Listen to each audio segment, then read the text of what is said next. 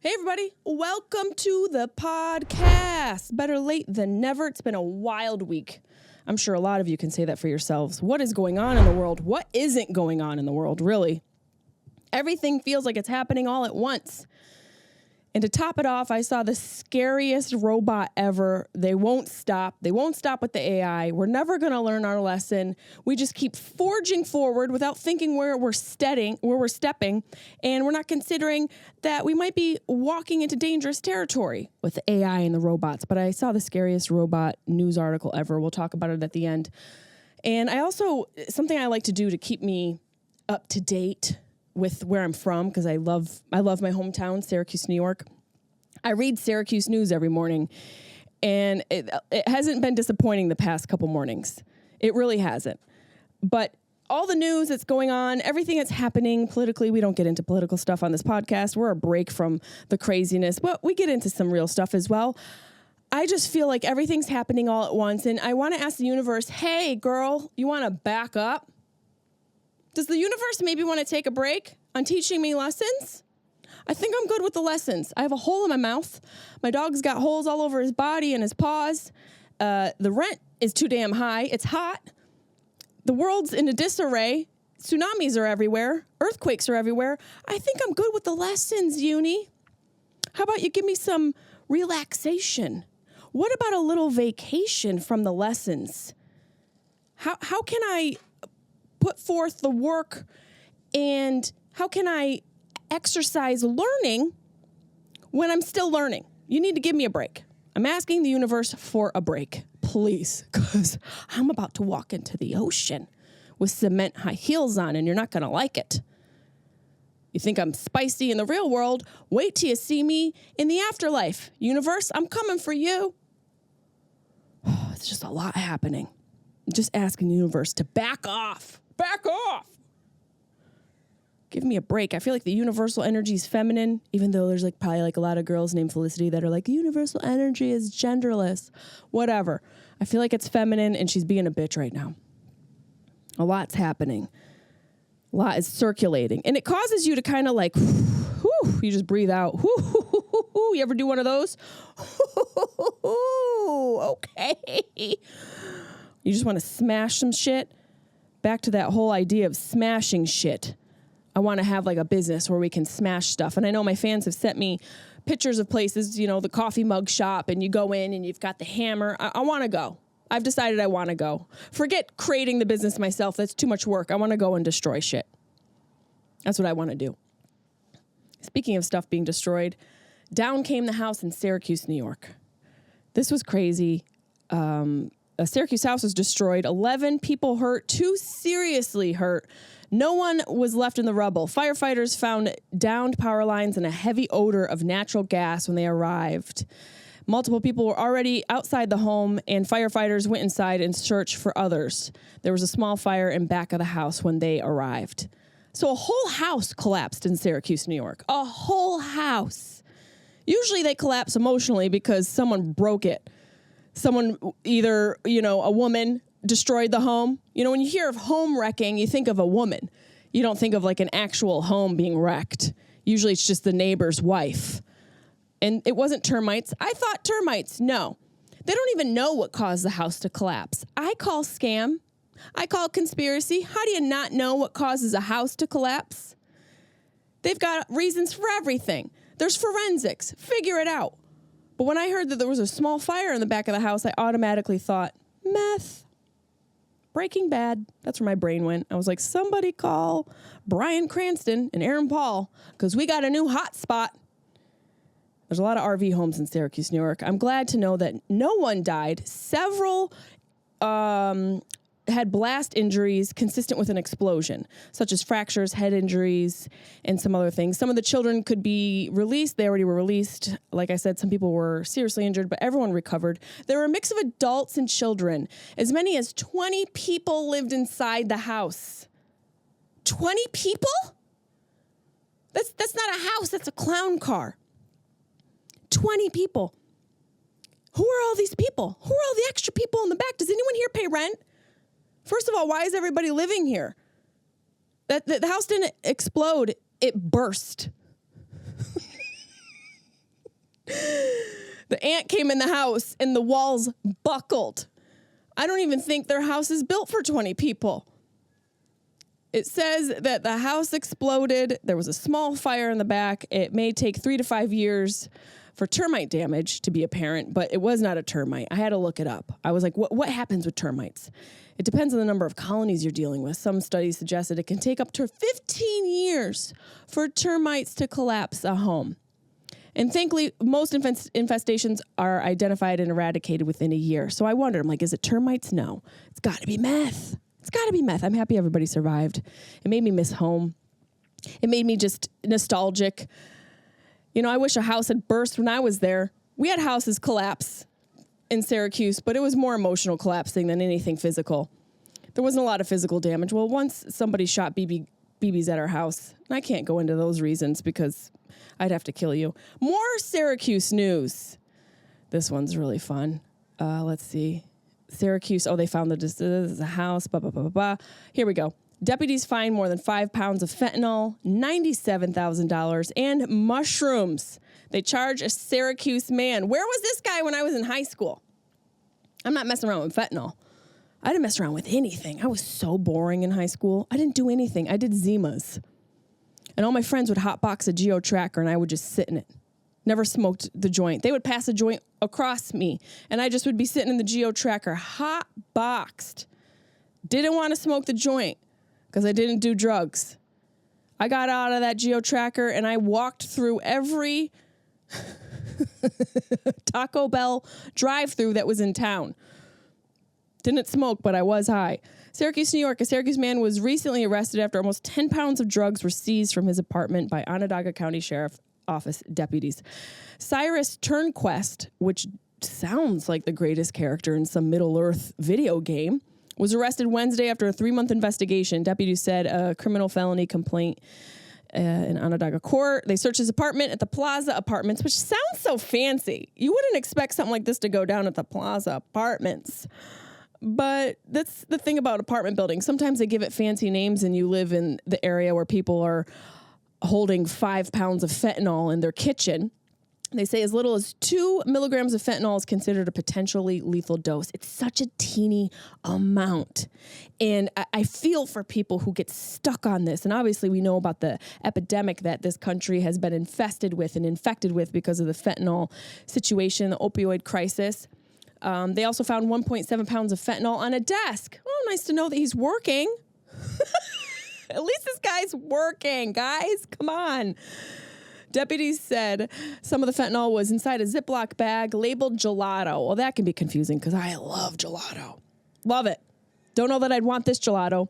A vacuum-sealed bag with 2.9 pounds of fentanyl was found in the closet, along with other drugs and a .35 revolver with a 50-count box of ammunition. Deputies also found $97,561. I love that they found that there was a single bill there. It wasn't like a stack of like 20s and 100s. This guy had some change. Sounds like he was busy. So this was a total grab that they got from the apartment. $97,561, 4.5 pounds of psilocybin. Can I get his number? 89 grams or 3.1 ounces of cocaine, 46 grams or 1.7 ounces of ketamine, and 2,000 alprazolam. I can't say this as alprazolam. Alprazolam.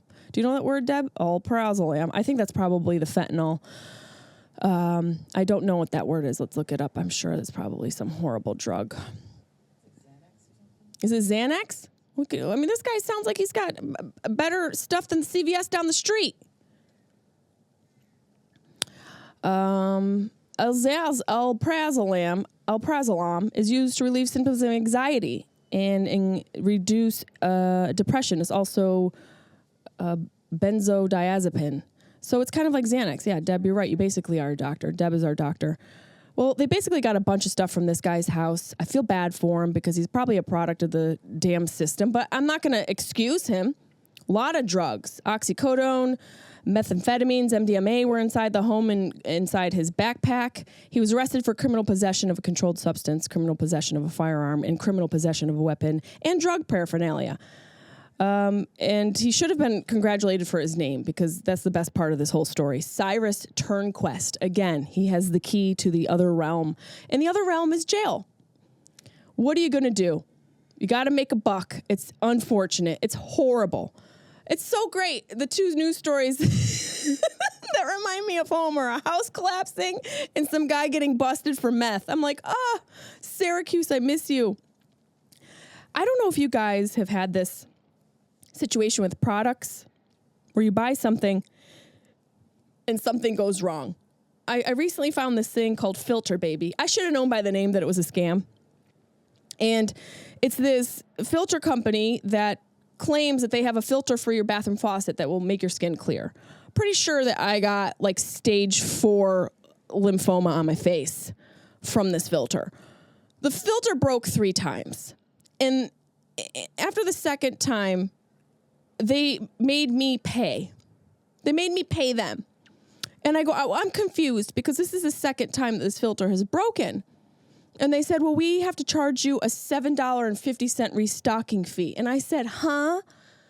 You're going to restock this thing? Is that why mine broke? Because you sent me a restocked broken filter? Is that what's going on? Does everyone feel like they're buying products and either the thing breaks or it doesn't work well or whatever it is, it just feels like things are really falling apart all around me? So the filter was trash. I went back and forth with this guy and I realized I'm not going to argue. There has to be a line where you're done. And I said to myself, $7.50, I'm just going to be done. There's a hole in my mouth right now. So like, let's just call it and call the show. It's done. So I paid $7.50 to allow them to restock my broken filter. So to anybody out there who gets my Filter Baby and it is broke, yeah, I know because I got it the first time from whoever sent it back and it was broken. So this is a non-endorsement for Filter Baby. I tried twice, it didn't work. So to Filter Baby, I say absolutely not. I also had an issue with there's the crow. It's back. Had an issue with California pulling me over. I got, my car in upstate New York because I like to keep certain things a part of from where I'm from. So I got my car from a dealership up there, my brother-in-law's family, and had to get it transferred from New York to California. They don't make that process easy, but everyone knows the deal. You get the paper plates. You chill with the paper plates for a minute while the DMV processes the transfer. It's pretty straightforward, but it's never easy. So I'm driving down the highway. I get pulled over by a cop. He goes, where are your plates? And they were there. I go, sir, they're on the car. You know the big thing I'm driving that you pulled me over in? Yeah, they're in that. On the back window where they're supposed to be displayed so they don't get stolen in transfer because they were on the back of a transport vehicle. So they're right there. I also have the registration in the front window. He gave me a ticket. I said, sir, what are you talking about? He said, well, you don't have properly placed plates. And I said, sir, that's an alliteration. Check your P's. A lot of P's coming at me right now. But properly placed plates. I do have my properly placed plates. You need to get your eyes checked. So he gave me a ticket. But he didn't make it seem like it was a ticket. He was a sneaky SOB. He goes, you just take this down to the courthouse when your regular plates come in and you'll be good. That's what he said. He goes, when your regular plates come in, just bring this down to the courthouse. You'll be good. I was like, okay. And so I read it a little bit deeper, and it turns out that I was being fined $190. And I didn't know why. I'm like looking. I'm like, why? Why am I being fined? Doesn't make any sense. I went to the courthouse. The lady's like, oh, well, you could either pay the $190 or you could fight it. I said, lady, I'm going to fight it. Because they got me on $7.50 last week. They're not going to get me on $190 this week, miss.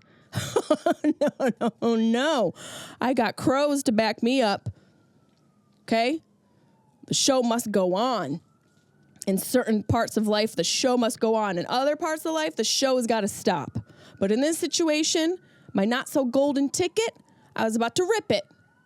Click it, ticket, rip it is how I deal with it in California. All my tax dollars. You hear my tax dollars? You guys can probably hear it on the pod. The Venice bird flying off in the background. Here's my theory.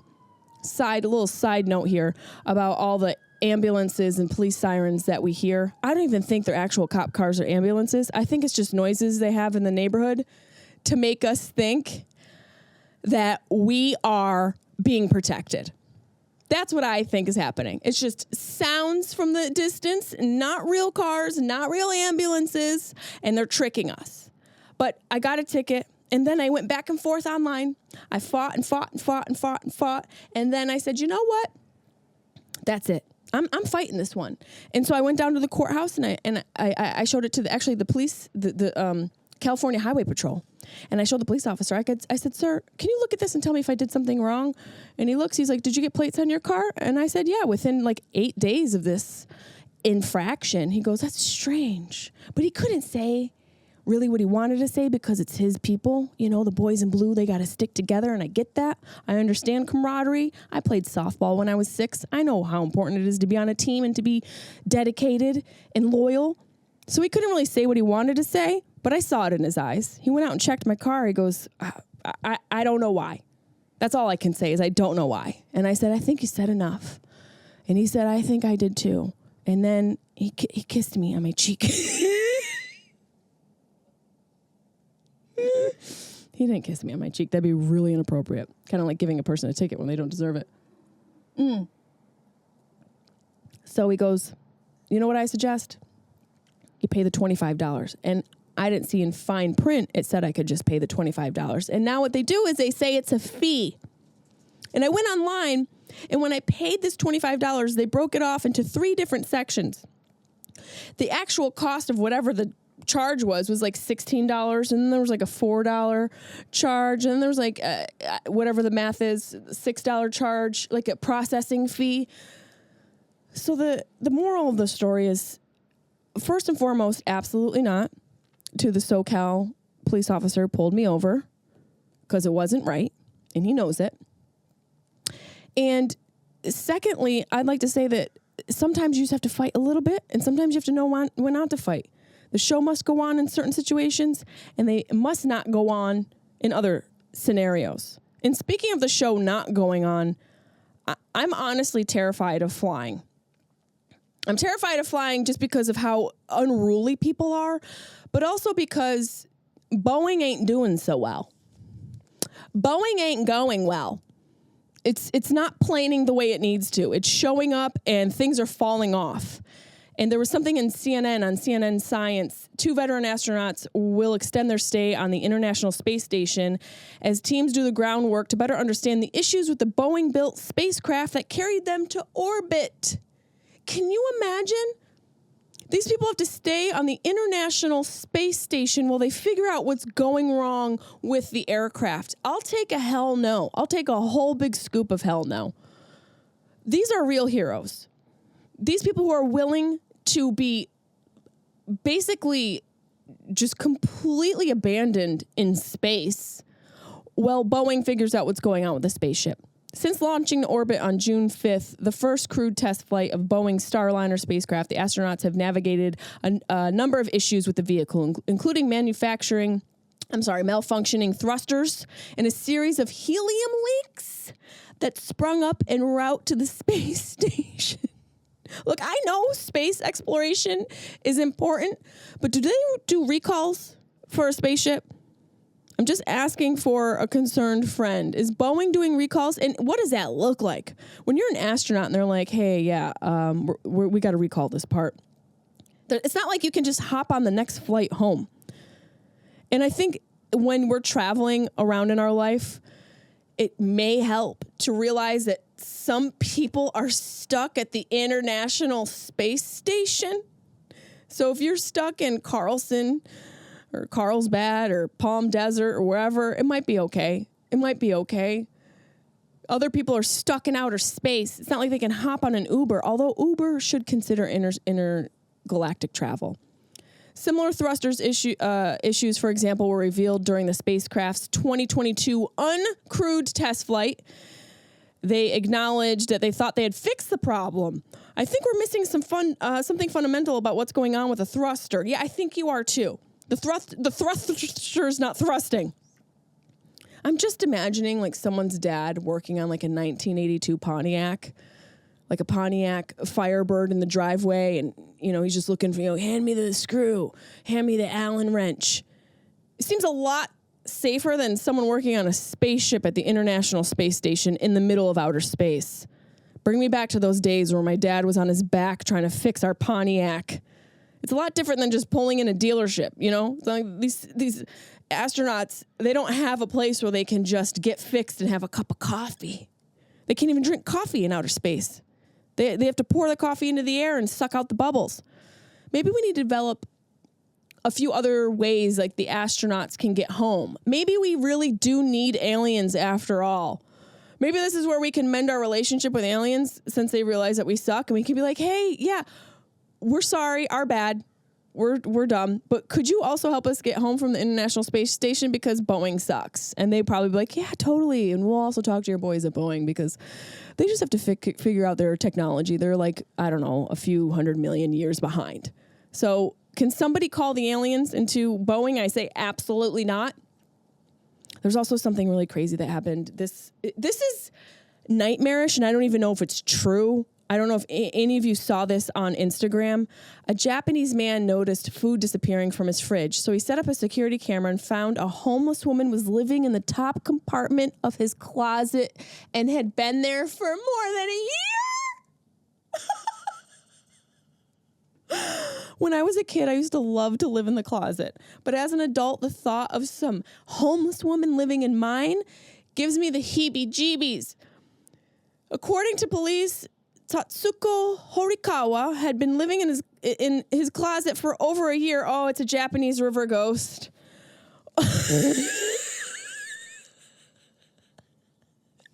One day when the man left, she walked through his front door, which he had left unlocked. Always lock your doors. No matter what, even if you go out for 2 seconds, we used to call my dad Mr. Security because he always made sure the doors were locked. Always and forever, make sure your doors are locked. From then on, she would take small amounts of food from the kitchen and even take showers. When the man noticed food missing, he set up cameras to catch what he thought was someone robbing him. Also, this guy's kind of dumb if he thinks people rob food. Why wouldn't you think it was a rat, first of all? See, the Japanese people, they love all of these stories. They love folklore. He's like, I'm being robbed. Yeah, by a freaking ghost in your closet. The woman had placed a small bed into an enclosed shelf area inside the closet to sleep on. And when police searched the apartment, they found her curled up in the closet. We searched the house, checking everywhere someone could possibly hide. Then we slid open the shelf closet. There she was, nervously curled up on her side, said Hiroki Itakura, a police person. The woman who was described by police as neat and cleaned will be charged with trespassing. I think she should be burned. No, you can't burn her because we don't do that to women. But it sounds like that is some sort of sacrifice has to happen. I think we might need the Pope for this one.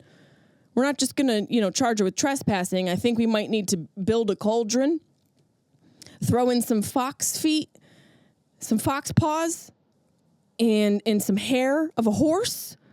Say a few prayers, because this woman sounds like she just shows up at people's houses.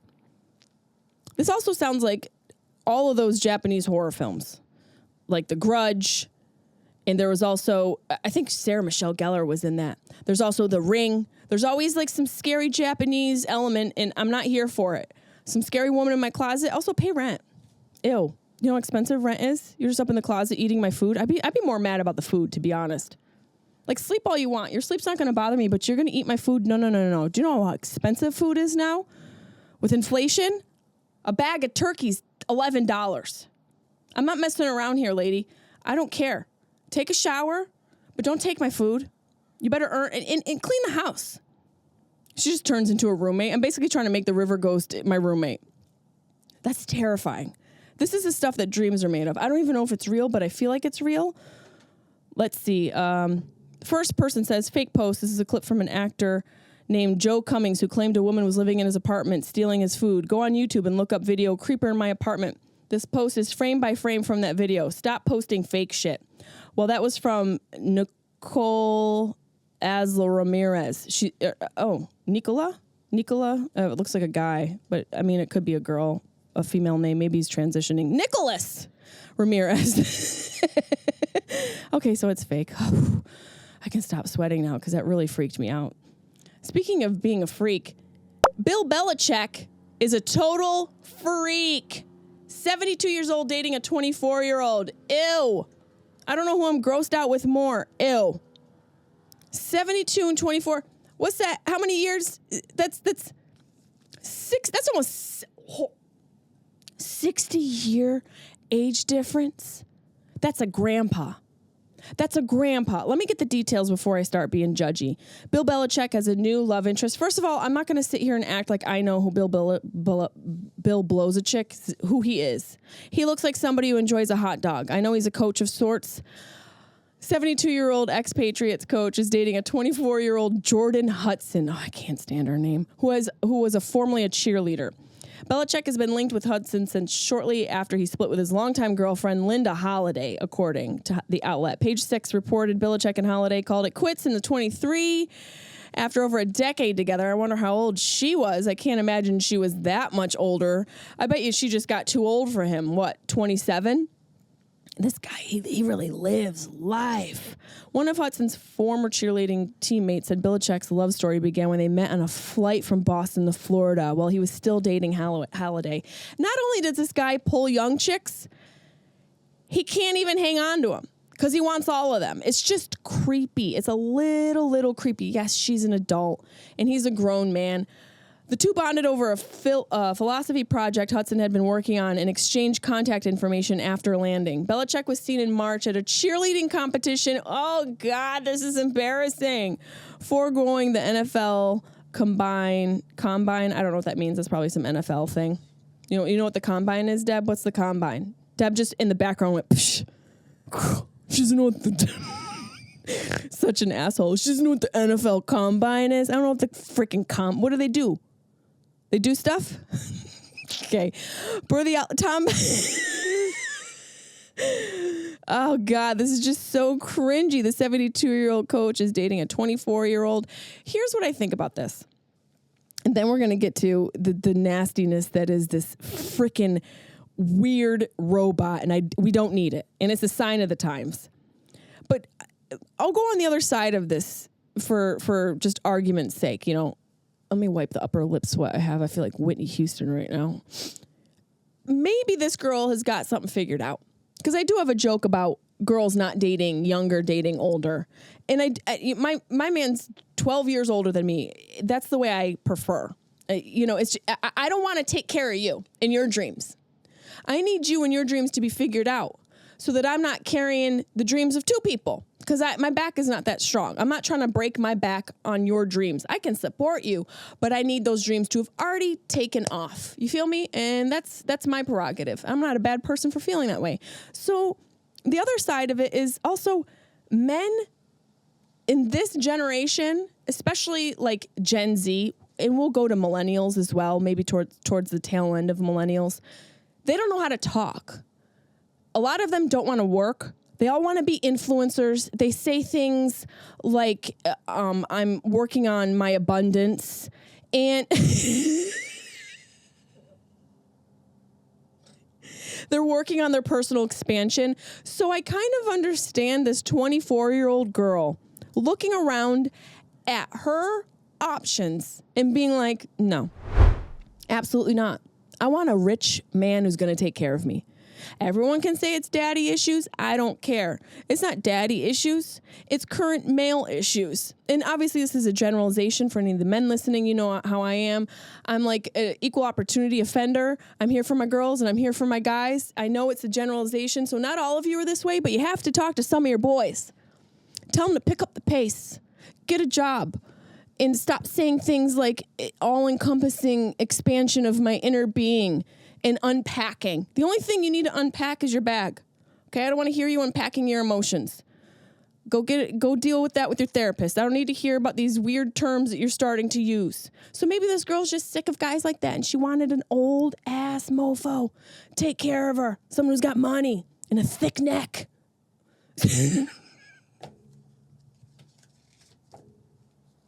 and plaque buildup in his arteries. Girl just knows what she wants. That's all. Don't hate the player. Hate the game. Okay, let's get to this. Living skin. Oh, God, Deb, this news article is really... I don't even think you saw this one.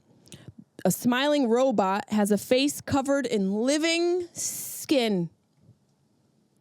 And it's a big old scoop of nope for me. I should have put this in absolutely not. But to me, this is a sign that maybe the show doesn't need to go on. Everyone's talking about the show must go on. I think the show needs to stop. Because obviously we're doing too much if we're making... I can't even look at this video. If we're making robots with a living skin, this soft pink blob stares at the camera with glassy eyes before pulling its face into a dimpled smile. While it might look like the stuff of nightmares, this tiny robot covered in living skin could be a step forward in the quest to make robots more human-like. It's the work of researchers in Japan. We got to shut Japan down. I'm sorry. We're closing the borders. They say they have discovered a new way to bind living skin tissue to mechanical robotic surfaces. Why? We don't need our robots to look more like humans. I think it's very important that we know the difference. Because the last thing I want is to be scammed by a robot. I got enough of that in my life. Most of them look like toasters, and I'm good with that. Let my robots look like toasters. I don't want them to look like waiters and people and doctors and regular people. I don't think that's necessary. Keep robots looking like robots and keep people looking like people. Hey, here's an idea. Why don't we just keep people? Why do we need so many robots? Could it be that we think the show must go on? And so because of that, we need robots to do the jobs we once did? I'm telling you, this doesn't end well. The team was led by Professor Sho Takuchi from the... from the Institute of Industrial Sciences at the University of Tokyo. Previously, he developed a living robot skin using collagen and fibrous protein in human skin and human dermal fibroblasts, the main cell type in connective tissue that could be applied to a robotic finger and bend without breaking. No, this thing should break. I think we all should meet at the university and smash the lab because I don't see this going well. The ligament to create anchors and using a collagen gel applies to a small V-shaped holes on the robot's surface. The new method provides a more seamless and durable attachment. We don't need it.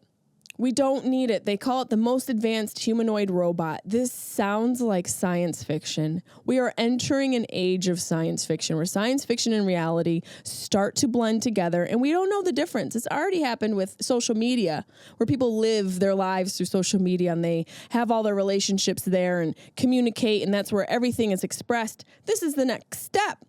Realistic facial expressions enhance the robot's ability to communicate and interact with humans more naturally and effectively.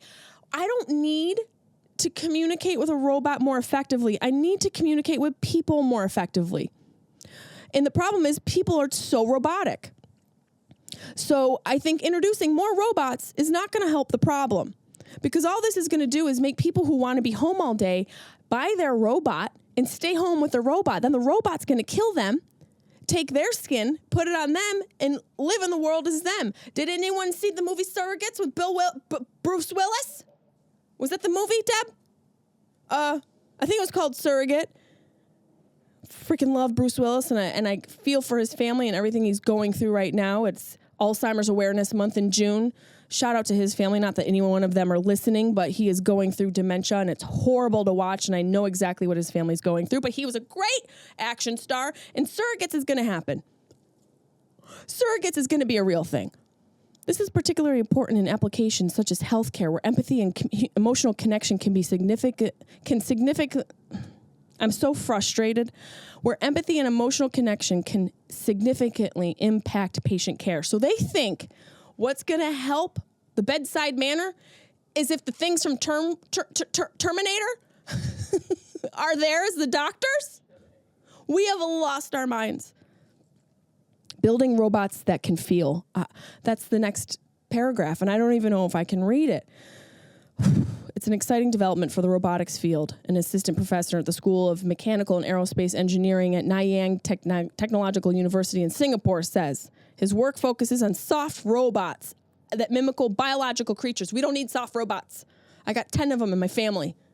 You need a soft robot, call me. Got a couple of exes you can call up. The research at the University of Tokyo enables a hybrid solution between the soft and traditional robotic feels that is very interesting. The new method, on the other hand, offers a way of adhering skin onto a rigid surface very nicely. Hey, my aunt was like that. She had skin and she was rigid and it worked out better. I know a lot of rigid women and rigid men. They have skin. How about you hire them instead of making these robots? God, let's go down to the last paragraph here. Let's see what it says. Something like this would need a lot of work in terms of engineering, but if they pull it off, it would give humanoids the ability to look and feel like people in the future. And they think that's a good idea. What are people going to look like? If robots look more like people in the future, what are people going to look like? What becomes of people? Don't we remember that movie with Keanu Reeves? What is it? Something Tomorrow? Do you remember that movie, Deb? The World After Tomorrow or The World of Tomorrow? It's like an alien movie. Tune in tomorrow. No, I forget. It was a remake too. It was like from the 50s. Let me see. Keanu Reeves, alien remake. This movie was The Day the Earth Stood Still. It's a remake of the 1951 classic science fiction film about the alien visitor and his giant robot counterpart who visit Earth. And they visit Earth to give us a very important message.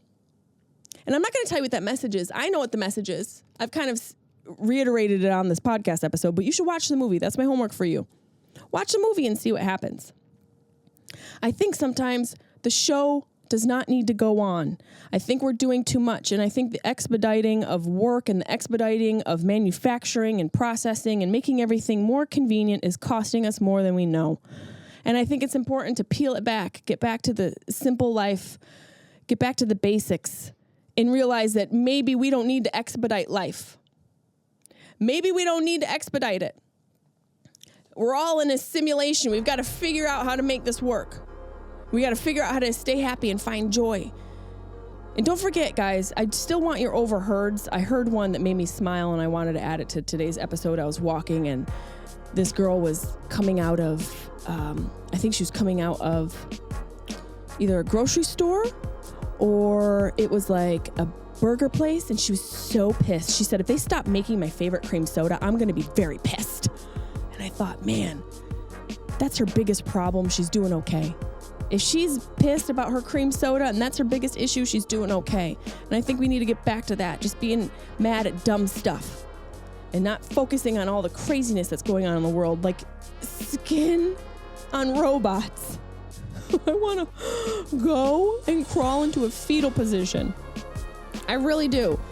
I'm going to go do that. Thank you guys for listening. Don't forget to like and subscribe, share the podcast, subscribe to the Patreon page, share this with your friends. It helps the podcast out a ton. And don't forget to come see me live, JessimaePeluso.com/tour.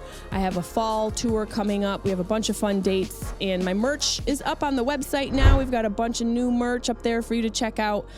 And since it is Alzheimer's Awareness Month, rounding out towards the end of June here, a portion of whatever you do to support me, a portion of those proceeds will go towards the Alzheimer's Association and Hilarity for Charity. So thank you guys so much. Shout out to Bruce Willis. And as far as these robots are concerned, absolutely not.